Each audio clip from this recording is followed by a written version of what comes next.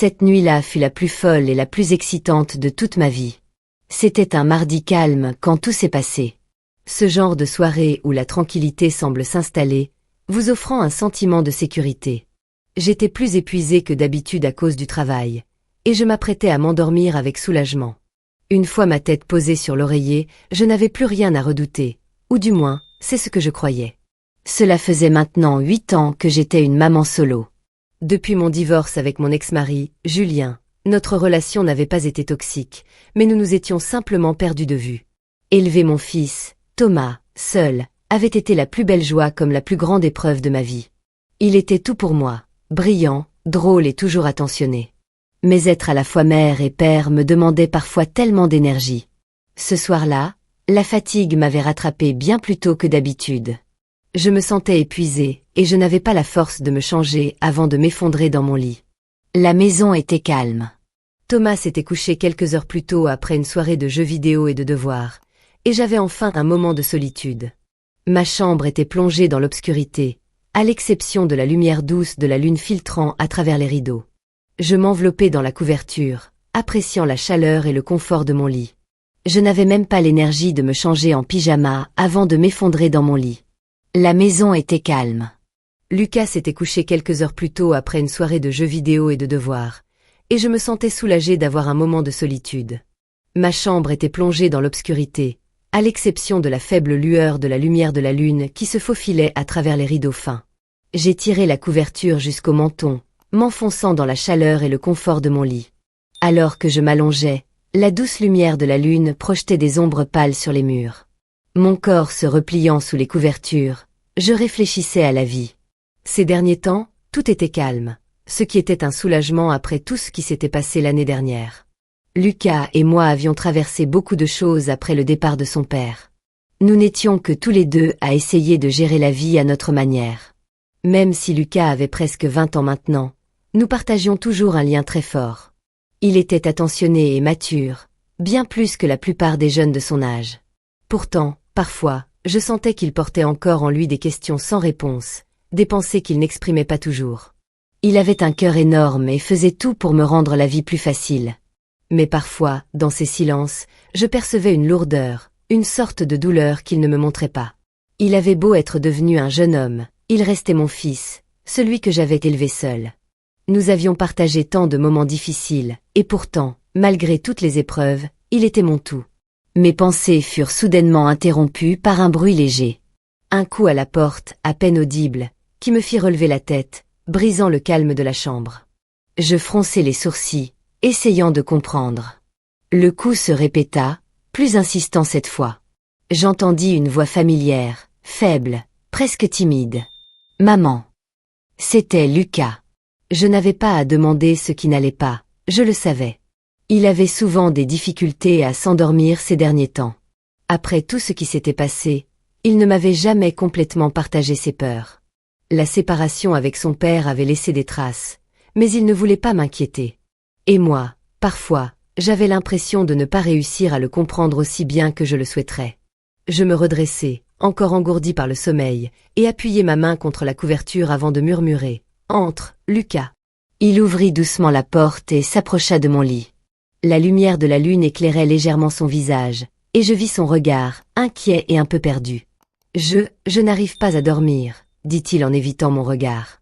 Mon cœur se serra en le voyant ainsi, à cet âge où il devrait être plus autonome, mais qui, en réalité, était encore tellement fragile face à tout ce qu'il avait vécu. « Tu veux venir ici ?» demandai-je, tapotant la place à côté de moi. Lucas hésita un instant, puis s'installa lentement, ses yeux fuyant toujours les miens. Il était toujours attentionné, toujours prévenant. Et parfois, je me demandais s'il ne prenait pas trop de responsabilités pour un garçon de son âge. Je souris doucement en pensant à lui. Il avait un cœur immense et je me sentais chanceuse de l'avoir dans ma vie. Mais ce soir-là, j'étais trop fatiguée pour penser à quoi que ce soit. Mes yeux étaient lourds, mon corps détendu, et j'étais prête à sombrer dans le sommeil lorsque j'ai entendu un léger coup à la porte de ma chambre. Je bougeai, à moitié endormie, écoutant. Le coup se répéta, doux mais insistant, me tirant de mon état de somnolence. « Maman !» La voix de Lucas était à peine un murmure, mais suffisamment pour me réveiller complètement. Je clignai des yeux, essayant de me concentrer, et jetai un coup d'œil vers la porte. La lumière dans le couloir était faible, dessinant une silhouette de Lucas dans l'embrasure de la porte. Je me redressai sur mes coudes, chassant le sommeil. « Lucas ?» répondis-je d'une voix douce, tentant de calmer ma respiration encore lourde de sommeil. J'attendis qu'il entre, son regard troublé déjà visible dans la faible lueur de la pièce. Il s'avança lentement, puis s'arrêta au pied de mon lit, les mains légèrement tremblantes. « J'ai fait un mauvais rêve », murmura-t-il, évitant mes yeux. Un frisson parcourut mon dos. Cela faisait longtemps qu'il ne venait plus me réveiller en pleine nuit, et encore plus longtemps qu'il ne parlait de ses rêves. Je le vis se frotter les yeux, fatigué, mais aussi un peu gêné. À cet instant, je compris que ce n'était pas seulement un mauvais rêve qu'il avait tiré de son sommeil. Je lui fis signe de venir, écartant légèrement la couverture. « Tu veux dormir ici, à côté de moi ?» demandai-je doucement. Il hésita un moment, mais finit par s'installer sous les couvertures, toujours silencieux. Je pouvais sentir la tension qui l'habitait, une sorte d'anxiété qu'il n'arrivait pas à exprimer. Je lui passai un bras autour de ses épaules, le serrant doucement contre moi. « Tu veux me parler de ce rêve ?» demandai-je, ma voix calme et rassurante. Il secoua la tête, ses yeux baissés, mais il semblait se détendre lentement. « Non, c'est juste. C'était comme si je perdais tout. » Sa voix était brisée, presque inaudible. Un poids lourd sembla se poser sur ma poitrine à cet instant. Il avait perdu son père, et il n'avait jamais vraiment eu l'occasion de dire à voix haute combien cela le blessait. « Lucas » murmurai-je, caressant ses cheveux. « Tu ne perdras jamais tout, tu sais? Je serai toujours là pour toi. Peu importe ce qui se passe. » Il hocha la tête, mais je sentais qu'il n'était pas entièrement convaincu. Dans son esprit, l'incertitude devait être omniprésente, surtout en grandissant dans un monde qui semble toujours plus complexe. Je serrai un peu plus fort, espérant qu'il trouve un peu de réconfort dans mon étreinte, même si je savais que tout ne se réglerait pas avec un simple câlin. Mais ce soir-là, c'était ce que je pouvais lui offrir. Puis, après un soupir léger, il s'assit lentement sur le lit. Ses mains restaient posées sur ses genoux, ses yeux toujours rivés au sol, comme s'il cherchait des mots qu'il n'arrivait pas à trouver. Je le laissai prendre son temps, sans insister, parce que je savais que parfois, il avait besoin d'un peu d'espace avant de se confier. « Tu sais, maman » commença-t-il enfin, la voix tremblante. Il leva les yeux vers moi, et dans son regard, je vis une vulnérabilité que je n'avais pas vue depuis longtemps. Je me sens un peu perdu. Il chercha ses mots, comme s'il avait peur de dire quelque chose qu'il regretterait. C'est comme si, parfois, je ne savais plus où j'en suis, ni ce que je devrais faire. Je le regardais attentivement, mon cœur se serrant en entendant ces mots. Je savais que la situation n'était pas facile pour lui, mais je n'avais pas réalisé à quel point il se sentait aussi désemparé. Son père était parti, et il n'avait jamais eu l'occasion de vraiment comprendre ce que cela signifiait pour lui. Il s'était toujours montré si fort, si indépendant, que je n'avais pas vu la douleur qui se cachait derrière son masque. Je me penchai doucement vers lui et posai ma main sur la sienne, serrant ses doigts avec douceur. « Lucas, je suis là pour toi, tu sais. Peu importe ce qui se passe, je serai toujours là, et tu n'as pas à porter tout ça tout seul. » J'essayais de lui transmettre toute la sécurité que je pouvais, espérant qu'il puisse se laisser aller, même un instant, et déposer cette charge qui semblait trop lourde pour ses épaules. Il resta silencieux pendant un moment, le regard perdu dans l'obscurité de la pièce. Puis, il soupira profondément et posa enfin sa tête sur l'oreiller, tournant légèrement son visage vers moi. Je pouvais sentir qu'il était sur le point de se détendre, mais qu'il avait encore du mal à accepter cette vulnérabilité. « Je sais, maman. Mais parfois, j'ai l'impression de ne pas être assez fort.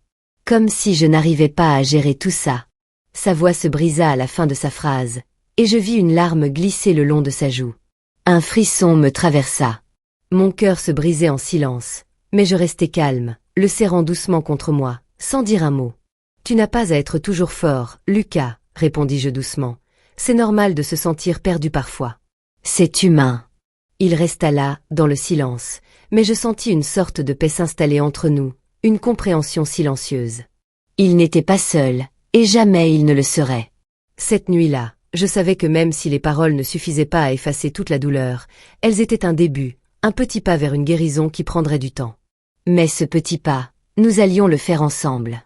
Nous restâmes là dans le silence, à l'abri de tout, dans notre petit cocon de sécurité.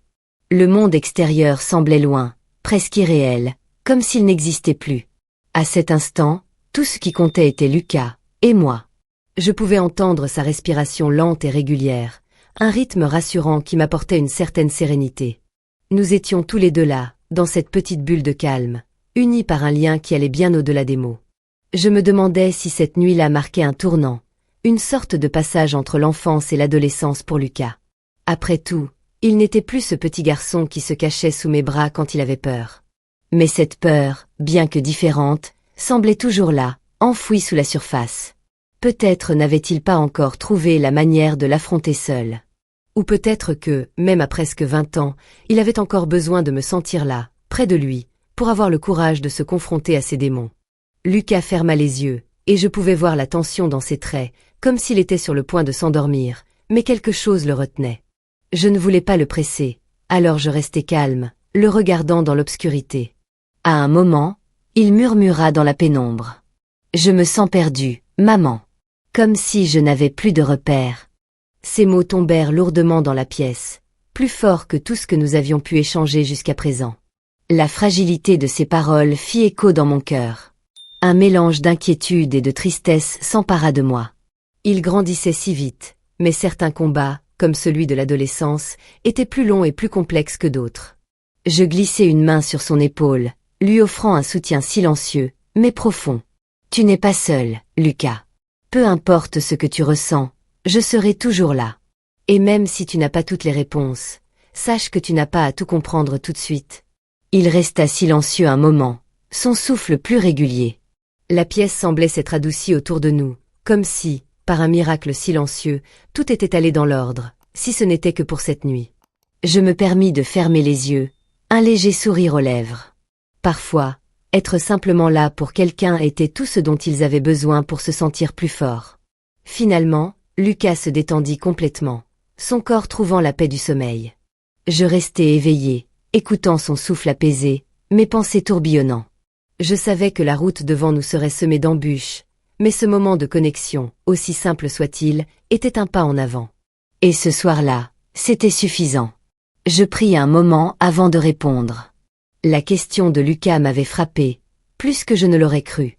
Je savais qu'il était en quête de vérité, peut-être même de réconfort, mais j'étais hésitante. La réalité était compliquée, et avouer mes propres regrets était une chose difficile à faire. Pourtant, je sentais que ce soir-là, je lui devais cette honnêteté. Je ne peux pas dire que je regrette tout, commençai-je lentement, mais il y a des moments où je me demande ce que ça aurait été si les choses avaient été différentes. Si nous avions trouvé une autre façon de nous comprendre, si nous n'avions pas laissé tout ça se détériorer. Je baissai les yeux, cherchant mes mots. C'est juste que parfois, je me demande si je n'aurais pas pu faire plus. Mais les regrets, ça ne change rien. Ce qui est fait est fait. Lucas ne dit rien tout de suite, et pendant un instant, tout semblait suspendu dans l'air, comme si le monde extérieur n'existait plus. Puis, lentement, il tourna la tête vers moi. « Mais si tu pouvais revenir en arrière, tu ferais quoi ?» Je le regardai, et je vis l'incertitude dans ses yeux. Il cherchait une réponse qui pourrait l'apaiser, mais je savais qu'aucune réponse simple ne suffirait. Je marquai une pause. Je pense que si je pouvais revenir en arrière, j'essaierais de comprendre mieux les choses, d'être plus ouverte. Mais je ne sais pas si ça aurait changé quoi que ce soit. Les décisions qu'on prend, elles nous définissent, tu vois ? Et elles nous mènent à l'endroit où on est aujourd'hui. Je pris une grande inspiration et ajoutai, « Et aujourd'hui, je sais que je suis exactement là où je devrais être, avec toi. » Mes mots étaient sincères, même si le passé avait laissé des traces. Lucas me regarda, son visage tendu, avant de détendre ses traits. Il ne semblait pas avoir trouvé toutes les réponses qu'il cherchait, mais il savait que j'étais là, présente pour lui. « Je comprends, » murmura-t-il après un moment, fermant les yeux. « Merci, maman. » Je lui caressai doucement la tête, et il s'endormit finalement, son visage détendu dans un sommeil plus paisible que précédemment. Moi, je restai éveillé un peu plus longtemps, le regard perdu dans l'obscurité, réfléchissant à tout ce qui avait été dit. Peut-être qu'il n'y avait pas de réponse parfaite, mais j'espérais qu'il sache, au moins pour cette nuit, qu'il n'était jamais seul dans ses pensées. Le silence de la nuit enveloppant la pièce, le seul son étant nos respirations, lentes et régulières. Je voulais croire que mes paroles apaiseraient la douleur de Lucas, mais je savais au fond de moi que cela ne suffirait pas. Il avait porté ce fardeau pendant tellement d'années, et peut-être qu'il avait simplement besoin de temps pour le laisser partir. Je serrai un peu plus fort, comme si en le tenant ainsi, je pouvais dissiper ses inquiétudes. Tu n'as jamais eu à être plus que ce que tu es, Lucas. Jamais. Je chuchotai ces mots, cherchant à lui transmettre tout l'amour que j'avais pour lui, toute la reconnaissance pour l'homme qu'il était devenu. Il n'avait pas à porter seul la culpabilité d'une rupture qu'il n'avait pas causée. Après un moment, il se détacha doucement, reniflant discrètement. Il n'avait pas l'habitude de pleurer, de montrer sa vulnérabilité, et je savais qu'il se battait contre ses propres émotions. Il releva enfin les yeux vers moi, une lueur de tristesse toujours présente dans ses prunelles sombres. « Je sais, maman, dit-il, mais sa voix était brisée. C'est juste, que ça fait mal. Ça fait vraiment mal de sentir que tout ça aurait pu être évité. » Je caressai doucement ses cheveux, le regardant droit dans les yeux. « Je comprends, Lucas. Ça fait mal à tout le monde, même à moi. Mais parfois, les choses arrivent, et on ne peut pas les empêcher. Ce n'est pas parce que ça fait mal qu'il faut s'en blâmer. » Il hocha la tête, comme s'il essayait de comprendre pleinement mes paroles, mais je savais que le chemin vers la guérison était encore long pour lui. Il fallait qu'il apprenne à se pardonner, à comprendre qu'il n'était pas responsable de la fin de cette histoire. Cela allait prendre du temps, mais je serais là, patiente et présente à chaque étape. Tu vas t'en sortir, Lucas.